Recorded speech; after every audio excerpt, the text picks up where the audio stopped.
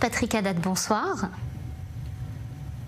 Vous êtes maire de Sarcelles et on va reparler ensemble de cette interview parce que vous n'êtes absolument pas d'accord, mais absolument pas d'accord avec les propos tenus par Didier Long et Dov Maïmon dans cette interview. Pas d'accord, c'est le moins que l'on puisse dire, puisque vous avez l'intention de porter plainte contre Didier Long et vous aviez demandé un droit de réponse. Le droit de réponse est là. Pourquoi vous n'êtes pas d'accord avec eux ? Alors d'abord, moi je ne suis pas d'accord sur la partie qui concerne Sarcelles, puisque je connais la situation mieux qu'eux. D'ailleurs, ils disent qu'ils ont fait une étude de terrain, mais personne ne les a vus venir enquêter dans la ville de Sarcelles pour savoir quelle était la situation des Juifs dans la ville et quel était leur lien avec le reste de la communauté sarcelloise, si je peux dire les choses ainsi. Donc moi j'ai des sérieux doutes sur la méthodologie de travail. Je ne remets pas forcément en cause la problématique, qui est un vrai sujet, celui de l'avenir des Juifs en France, mais ce que l'on constate à Sarcelles, parce que ça vient souvent dans leurs interviews ici sur votre chaîne, mais dans d'autres également, c'est que la réalité est très différente. Si je prends les chiffres qui me sont transmis par le commissariat de Sarcelles sous contrôle de la préfecture, j'ai depuis 2023, depuis le 7 octobre 2023, chaque année 4-5 actes antisémites, ce qui est trop, mais qui est beaucoup plus faible que la moyenne des actes antisémites rapportés à la population française. Je rappelle, 1500, 1600... Alors moi, Patrick Haddad, si vous acceptez, excusez-moi de vous interrompre. 350%. Excusez-moi de vous interrompre, Patrick Haddad, j'ai pas les mêmes résultats. Concernant la situation sarcelloise. J'ai pas les mêmes résultats, puisque selon le SPCJ, le service de protection de la communauté juive, en 2023, Sarcelles était considérée comme la 5e ville de France en termes d'actes antisémites, derrière Paris, Lyon, Marseille et Strasbourg. Il y a peut-être à prendre en compte, au-delà, on ne va pas se disputer sur des chiffres que chacun peut lire de façon différente, on les connaît les chiffres. Est-ce qu'on ne peut pas voir là, dans ce que disent Didier Long et Dov Maïmon, un signal d'alarme sans vouloir nier peut-être une situation qui existe tout de même ? D'abord sur les chiffres, parce que vous avez avancé d'autres chiffres, moi j'ai ceux qui me viennent du commissariat de Sarcelles et on va rencontrer, parce qu'on n'est pas d'accord sur les chiffres avec le SPCJ, on travaille bien ensemble, mais il faut qu'on diagnostique bien la réalité pour pouvoir mieux y répondre. Donc le partenariat il est bon, par contre sur les chiffres, et j'ai regardé un petit peu ce que fait le SPCJ, ils mettent dans des actes antisémites, en tout cas à Sarcelles, ce qui ne relève pas d'actes antisémites à proprement parler. Maintenant, la réalité, si je pensais qu'il n'y avait pas de problème, je n'aurais pas lancé à Sarcelles un plan de lutte contre le racisme, l'antisémitisme et les discriminations. Excusez-moi, monsieur le maire, je voudrais juste que, avant qu'on avance, monsieur le maire, avant qu'on avance simplement, déterminons ce qu'est un acte antisémite pour qu'on puisse avoir plus de transparence avec nos téléspectateurs aussi. Qu'est-ce que c'est un acte antisémite, puisqu'il semblerait qu'il soit défini différemment selon qu'on soit au SPCJ, au service de protection de la communauté juive, ou au commissariat de Sarcelles. Expliquez-moi ce qui rentre dans les critères. Alors, au commissariat de Sarcelles, ce sont les gens qui ont déposé plainte et la plainte caractérise, même s'il n'y a pas eu de procès encore, la plainte est relative à un acte qui relève de l'antisémitisme, c'est-à-dire que la nature de la victime est juive et elle a été attaquée pour cela. C'est comme ça que ça s'appelle une discrimination liée à la religion et qu'on arrive à quantifier ça comme un acte antisémite. J'ai regardé les chiffres du SPCJ concernant Sarcelles, ils prennent des actes qui ont eu lieu sur Internet. Donc je ne sais pas en quoi ça les relie directement à Sarcelles, ou pour prendre un autre acte qu'ils ont relaté, ils disent quelqu'un qui est passé devant une synagogue et qui a crié Allah Akbar. C'est condamnable, il y a une intention qui n'est pas nette, mais ça n'est pas comptabilisé comme un acte antisémite en France, parce que crier Dieu est grand, quelle que soit la langue, devant n'importe quel lieu de culte, ça n'est pas en soi un acte anti-religieux. Et donc là, un acte antisémite, juste pour comprendre ce dont on parle. Mais ce que je veux dire, c'est que moi je les invite, Didier Long et Dov Maïmon, à venir réellement à Sarcelles et à observer que quelqu'un qui porte la kippa peut se promener dans la ville sans aucune difficulté. Et je vois ça aussi dans d'autres villes. À Nice, par exemple, j'ai pas le sentiment que les Juifs soient en danger immédiat. Et je prends un exemple qui me paraît très important aussi, parce que vraiment j'ai vu Elie Lemel, je veux lui apporter tout mon soutien parce que c'est quelqu'un qui est venu à plusieurs reprises à Sarcelles et que je connais un peu. C'est atroce de le voir dans cette situation. Il a été agressé où? À Deauville et à Neuilly-sur-Seine.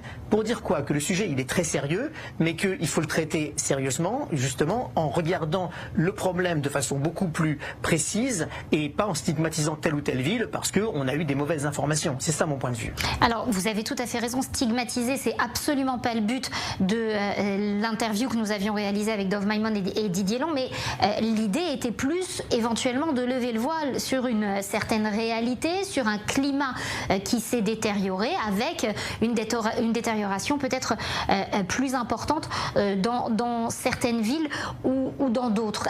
Est-ce que vous estimez que le vivre ensemble, que la coexistence entre les différentes communautés, les communautés juives, les communautés musulmanes, est-ce que vous estimez que ce vivre ensemble existe, perdure dans la ville de Sarcelles aujourd'hui ? Le vivre ensemble, c'est une notion qui est assez vague et donc c'est toujours difficile de répondre précisément à une notion qui est vague.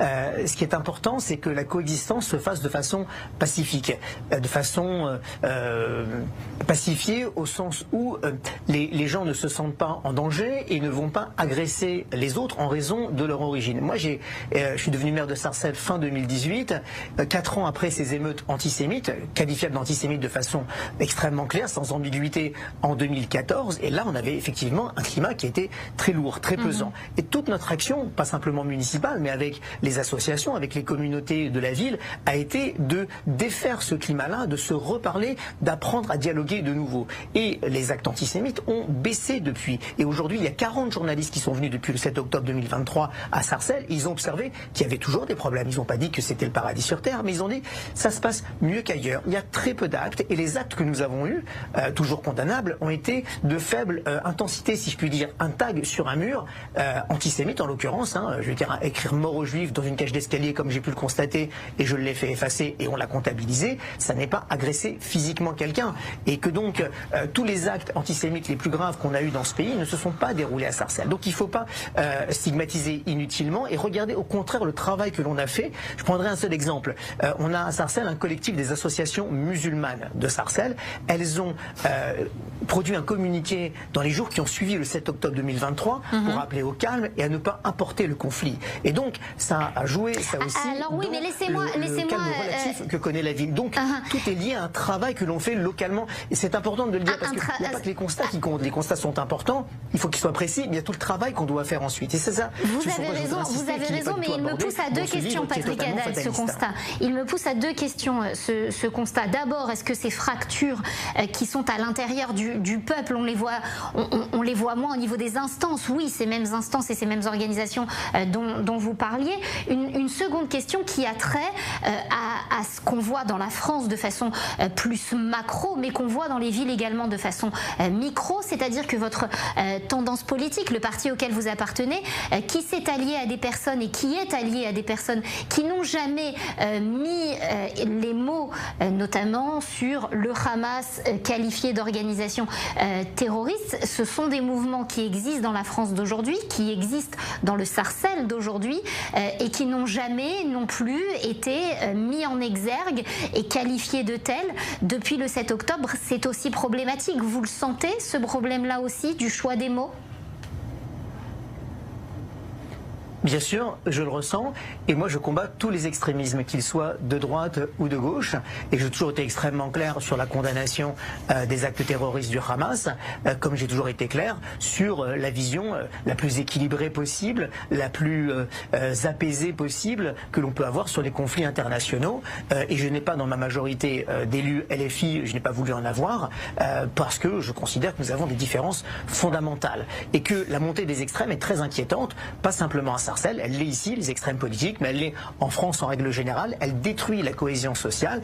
Les Juifs en payent le prix, on le voit ici, même s'il ne faut pas ramener ça qu'à des conflits politiques, parce que quand on regarde à l'international, on a des augmentations au moins aussi importantes de l'antisémitisme qu'en France, donc il ne faut pas ramener ça qu'à des partis politiques français, mais il faut effectivement combattre tous les extrêmes. Et quand on combat tous les extrêmes, c'est l'extrême gauche, mais c'est aussi l'extrême droite, dont on voit que les idées progressent et qui ont amené, ça a été revendiqué comme tel, à 2 meurtres de ressortissants, un Malien, un Tunisien vivant en France et qui ont été tués par des extrémistes de droite. Donc il faut combattre tous les extrémistes et il faut que tout le monde se mobilise pour cette grande cause-là, la cause républicaine, de lutte contre le racisme, l'antisémitisme et les discriminations au niveau national comme au niveau local. Moi, ma responsabilité, elle est locale et on fait le maximum avec nos équipes pour que ça se passe le mieux. Et sincèrement, j'invite tout le monde à venir voir comment ça se passe à Sarcelles, malgré la diversité sociologique, malgré la précarité de la population, on arrive à des résultats en termes de cohésion sociale qui sont bien meilleurs qu'en moyenne en France. Et c'est ça le message que je voulais passer ce soir. Le message en France, Patrick Haddad, aujourd'hui, on parle beaucoup et on va continuer à en parler ce soir en plateau, d'entrisme, de frérisme. Est-ce que vous estimez aussi à Sarcelles faire ce qu'il faut pour que des associations, on sait les méthodes du frérisme et les méthodes des frères musulmans, elles sont les mêmes partout, entrer via le corps associatif auprès des jeunes de cité, etc. etc. Est-ce que vous estimez tout faire pour lutter contre cet entrisme dans la ville de Sarcelles ? Oui, tout à fait. Ce qu'il faut, c'est deux choses à la fois. Il y en a une qui est de lutter contre cet entrisme, contre les associations qu'il pourrait contrôler. Là-dessus, ça se fait en étroite collaboration avec le renseignement territorial et le ministère de l'Intérieur, puisque ont des moyens de renseignement et des moyens coercitifs que nous n'avons pas au niveau des villes, mais on travaille vraiment la main dans la main. Et puis, l'autre sujet qui est très important, c'est de travailler avec les populations qui ciblent. Parce que quand la République abandonne une partie des populations, là en l'occurrence des populations de confession musulmane qui peuvent se sentir reléguées ou discriminées, alors le discours frériste a d'autant plus de chances de prendre. Si au contraire vous avez des politiques qui sont des politiques égalitaires, si vous avez des politiques sociales, des politiques éducatives, culturelles qui s'adressent à tout le monde de façon indifférenciée et en particulier à ceux qui sont les plus pauvres et qu'il faut accompagner, alors le discours frériste et les pratiques ont moins de chances de porter leurs fruits. Et donc il faut vraiment travailler sur ces deux volets, c'est ce qu'on fait au quotidien. Merci beaucoup, Patrick Haddad, maire de Sarcelles, d'avoir donc exercé ce droit de réponse sur notre antenne après l'interview avec laquelle vous étiez en contradiction, interview de Didier Long et de Dove Maïmon.